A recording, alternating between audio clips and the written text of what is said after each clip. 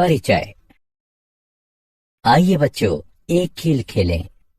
उस छात्र को पुरस्कार मिलेगा जो मेरे द्वारा छिपाए गए चॉकलेट के डिब्बे को खोज लेगा। सर, लेकिन हम इसे कैसे खोजेंगे? क्या आप हमें कोई सुराग देंगे? नहीं सागर, कोई सुराग नहीं मिलेगा। तुम्हें अपने आप खोजना है। तुम क्या सोचते हो? ये आसान है। सर, मुझे नहीं लगता है पूरी कक्षा इसे खोजेगी और इससे अव्यवस्था फैल जाएगी। सागर, तुम सही हो। इसी प्रकार जब हम तत्वों को खोजते हैं तो एक अव्यवस्था हो जाती है। आओ, मैं तुम्हें इसके बारे में विस्तार से बताऊं। बच्चों, इस पाठ में हम यह सीखेंगे कि किस आधार पर तत्वों का वर्गीकरण किया जाता है। उद्देश्य। इस पाठ के अंत में आप निम्न करने में सक्षम हो जाएंगे। तत्वों के वर्गीकरण के प्रारंभिक प्रयास का वर्णन करना, मेंडेलीव की आवर्त सारणी का वर्णन करना, आधुनिक आवर्त सारणी का वर्णन करना, तत्वों के वर्गीकरण के प्रारंभिक प्रयास। आरंभिक काल में वैज्ञानिक तत्वों को पूर्णतः धातु या अधातु होने के आधार पर वर्गीकृत करते थे। इस वर्गीकरण की अपनी सीमाएं थीं। सभी तत्व केवल दो वर्गों में विभाजित थे। इस कारण धातुओं का समूह बहुत विशाल हो गया। कुछ तत्वों में धातु और अधातु दोनों के गुण थे। उन्हें किसी भी वर्ग में नहीं रखा जा सकता था। इसके कारण तत्वों के वर्गीकरण में किसी प्रतिरूप या नियमितता की पहचान और फिर वर्गीकरण की आवश्यकता बढ़ गई। डायबेराइनर के ट्रिक। सन 1817 में जर्मन रसायनज्ञ वुल्फगांग डायबेराइनर ने समान गुणधर्मों वाले तत्वों को समूहों में व्यवस्थित करने का प्रयास किया। उन्होंने 3-3 तत्व वाले कुछ समूहों को चुना एवं उन समूहों को त्रिक कहा। डायबेराइनर ने बताया कि त्रिक के तीनों तत्वों को उनके परमाणु द्रव्यमान के आरोही क्रम में रखने पर बीच वाले तत्व का परमाणु द्रव्यमान अन्य दो तत्वों के परमाणु द्रव्यमान का लगभग औसत होता है। उदाहरण के लिए कैल्शियम Ca 40, स्ट्रोंटियम Sr 88 एवं बेरियम Ba 137 के त्रिक में पहले और तीसरे तत्व के द्रव्यमानों के मध्य दूसरे तत्व के द्रव्यमान के बराबर है, यानी 40 जमा 137/2 बराबर 88 म्यू। क्या आप जानते हैं? जर्मन लेखक गोइथे डायबेराइनर के दोस्त थे। वो डायबेराइनर का व्याख्यान नियमित सुनते थे और उनकी केमिकल एफिनिटीज के सिद्धांत का प्रयोग उन्होंने अपनी 1809 के प्रसिद्ध लघु उपन्यास इलेक्टिव एफिनिटीज में किया था। न्यूलैंड्स का अष्टक सिद्धांत। डायबेराइनर के शोध ने दूसरे वैज्ञानिकों को भी तत्वों के वर्गीकरण के लिए प्रेरित किया।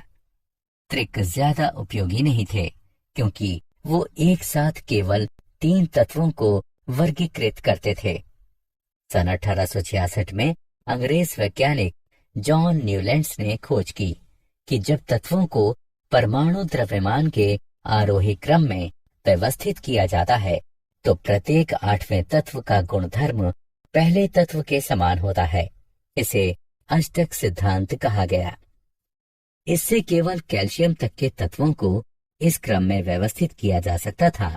यद्यपि उस समय तक 60 से ज्यादा तत्व ज्ञात थे। क्या आप जानते हैं, दूसरे वैज्ञानिकों की तरह ही न्यूलैंड्स भी समान भार और परमाणु भार का प्रयोग करते समय अर्थ विभेद नहीं करते थे और 1863 में अपने शोध पत्र में उन्होंने अपने पूर्वजों द्वारा प्रयोग किए गए मान का ही प्रयोग किया। इस पद को अब सापेक्षिक परमाणु द्रव्यमान कहते हैं। मेंडेलीव की आवर्त सारणी। रूसी रसायनज्ञ डिमित्री मेंडेलीफ ने खोज की कि परमाणु द्रव्यमान तथा रासायनिक गुणधर्म में समानता के आधार पर आरोही क्रम में रखने पर तत्वों का क्रम आवर्ती होता है। 1869 में उन्होंने अपने प्रेक्षण को मेंडेलीफ का आवर्त सिद्धांत में व्यक्त किया। उन्होंने ये खोज भी की कि प्रत्येक आवर्ती फलन एक निश्चित अंतराल के बाद खुद को दोहराता है। अतः आवर्त सिद्धांत के अनुसार तत्वों को उनके परमाणु द्रव्यमान के अनुसार आरोही क्रम में व्यवस्थित करने पर तत्व का रासायनिक और भौतिक गुण एक अंतराल के बाद स्वयं को दोहराता है। आवर्त सिद्धांत के आधार पर तत्वों की व्यवस्थित सारणी को आवर्त सारणी कहते हैं। मेंडेलीफ ने सभी तत्वों को उनके द्रव्यमान के आधार पर आरोही क्रम में एक क्षैतिज पंक्ति में व्यवस्थित कर दिया, जब तक कि उन्हें ऐसा तत्व नहीं मिल गया जिसका गुणधर्म पहले तत्व जैसा था। उन्होंने इस तत्व को पहले तत्व के नीचे लिखा और इस तरह तत्वों की दूसरी पंक्ति प्रारंभ की। इस तरह वो सभी ज्ञात तत्वों को उनके गुणधर्म के आधार पर वर्गीकृत करने में सफल रहे। परिणामतः वे पहली आवर्त सारणी बनाने में सफल रहे। मेंडेलीफ की आवर्त सारणी की विशेषताएं। मेंडेलीफ की आवर्त सारणी की निम्नलिखित विशेषताएं हैं। आवर्त सारणी में व्यक्त क्षैतिज पंक्तियों को आवर्त कहते हैं। आवर्त सारणी में 1 से लेकर 7 तक कुल 7 आवर्त थे। किसी आवर्त विशेष के तत्व के गुण बाएं से दाएं ओर एक नियमित प्रकार प्रदर्शित करते थे। ऊर्ध्व स्तंभों को समूह कहते हैं। इन समूहों की संख्या 9 है और ये 1 से 8 तक तथा 0 के रूप में अंकित हैं। समूह 1 से 7 तक पुनः 2 उप समूहों ए और बी में विभाजित है। समूह 0 और 8 का कोई उप समूह नहीं होता है। किसी समूह विशेष के सभी तत्वों का रासायनिक गुणधर्म समान होता है। वे अपनी भौतिक गुणधर्म और रासायनिक अभिक्रियाओं में एक खास प्रकार प्रदर्शित करते हैं। मेंडेलीफ की आवर्त सारणी की सीमाएं। मेंडेलीफ की आवर्त सारणी की कुछ सीमाएं थीं, जो नीचे दी गई हैं। हाइड्रोजन को न तो क्षार धातुओं के साथ रखा जा सकता है, न ही हैलोजन के साथ, क्योंकि हाइड्रोजन क्षार धातुओं और हैलोजन दोनों से समानता रखता है। एक ही तत्व के विभिन्न समस्थानिकों का परमाणु द्रव्यमान भिन्न भिन्न होता है। इसे ध्यान में रखने की जरूरत है और प्रत्येक को आवर्त सारणी में भिन्न स्थान देना चाहिए। हालांकि रासायनिक रूप से समान होने के कारण उन्हें एक ही स्थान दिया जाना था। कुछ स्थानों पर अधिक परमाणु द्रव्यमान वाले तत्वों को कम परमाणु द्रव्यमान वाले तत्वों से पहले रखा गया है, जैसे कि ऑर्गन 39.91 को पोटेशियम 39.1 से पहले रखा गया है। क्या आप जानते हैं, मेंडेलीफ ने पेट्रोलियम के मूल स्रोत का अध्ययन किया और इस निष्कर्ष पर पहुंचा कि हाइड्रोकार्बन अबायोजेनिक हैं और धरती के बहुत भीतर से आते हैं। उसने लिखा था, ध्यान देने वाली मुख्य बात यह है कि पेट्रोलियम धरती की गहराई में जन्म लेता है और यही इसके मूल स्रोत की खोज करनी चाहिए। आधुनिक आवर्त सारणी। सन 1913 में हेनरी मोजले नामक अंग्रेज भौतिकविद ने खोज की कि तत्व के परमाणु द्रव्यमान की तुलना में उसका परमाणु संख्या अधिक आधारभूत गुणधर्म है। परमाणु संख्या परमाणु के नाभिक में उपस्थित प्रोटॉनों की संख्या को बताती है। न्यूट्रल परमाणु में इलेक्ट्रॉनों की संख्या भी परमाणु संख्या के बराबर होती है। इससे आवर्त सारणी में परिवर्तन हुआ। आधुनिक आवर्त सिद्धांत के अनुसार तत्वों के रासायनिक और भौतिक गुणधर्म उनके परमाणु संख्या के आवर्त फलन होते हैं। आधुनिक आवर्त सारणी में तत्वों का स्थान।